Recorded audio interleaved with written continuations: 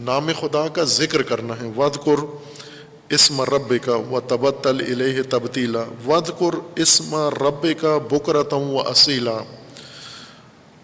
وَاذْكُرْ اسم ربک وذکر اسم ربہ فصلی، کہ یہاں پر بھی ذکر کے ساتھ اسم آیا.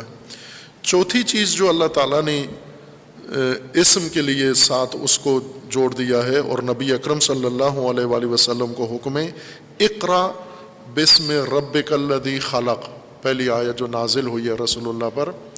البتہ بسم اللہ کے بارے میں بھی ہیں اہل سنت کے ہاں بھی اور شیعہ روایات میں اس طرح مقبولہ روایات نہیں ہیں، ان کے مطابق کسی نے یہ حکم نہیں دیا ہے، لیکن یہ بات ہے کہ پہلی آیت بسم اللہ الرحمن الرحیم ہے، بعض روایات کے اندر ہے. اقرأ بسم ربک الذی خلق وہ نہیں ہے، بلکہ بسم اللہ الرحمن الرحیم ہے. اس کے بعد نازل ہوئی ہے اقرأ، چونکہ اس سورہ میں جس میں اقرأ بسم ربک الذی خلق ہے وہ بھی بسم اللہ کے ساتھ شروع ہوتی ہے، تو بسم اللہ پہلی آیت ہے جو نازل ہوئی ہے. یہ چوتھی چیز ہے جو اسم اللہ کے ساتھ جس کو مربوط کر دیا گیا ہے. خوب، پس اسم اللہ کے ساتھ جو آپ نے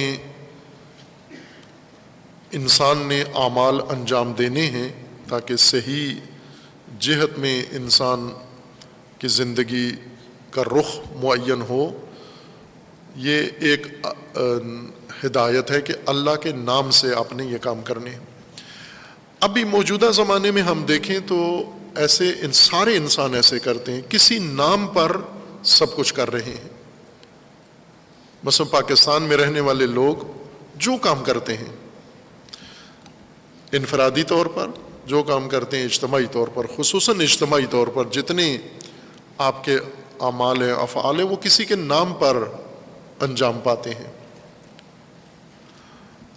اور جب انسان اپنے معمولات میں روزمرہ زندگی میں کسی کے نام کے ساتھ کوئی کام جوڑ کے کرتا ہے، اسی سے اس کی زندگی کی بنیاد اور اس کی زندگی کا منتہا معین ہو جاتا ہے کہ جس نام پر یہ شخص اپنے اعمال، اہم اعمال انجام دے رہا ہے، ممکن ہے وہ کسی حکومت کے نام پر کر رہا ہو، ممکن ہے کسی حاکم کے نام پر کر رہا ہو، ممکن ہے کسی اپنے قبائلی سردار کے نام پر کر رہا ہو، ممکن ہے وہ عورتوں کے نام پہ کر رہا ہو، ممکن ہے بچوں کے نام پر کر رہا ہو.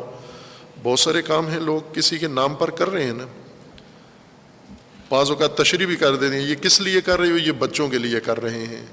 یہ کس لیے کر رہے ہو؟ یہ خاندان کے لیے کر رہے ہیں. یہ کس لیے کر رہے ہو؟ یہ قوم کے لیے کر رہے ہیں. یہ پارٹی کے لیے کر رہے ہیں. یہ تنظیم کے لیے کر رہے ہیں. یہ اپنے لیڈر کے لیے کر رہے ہیں. یہ ہم فلاں کے لیے کر رہے ہیں. ہر کام جو بھی کوئی طبقہ انجام دے رہا ہے وہ کسی کے نام پر انجام دے رہا ہے یہ کام.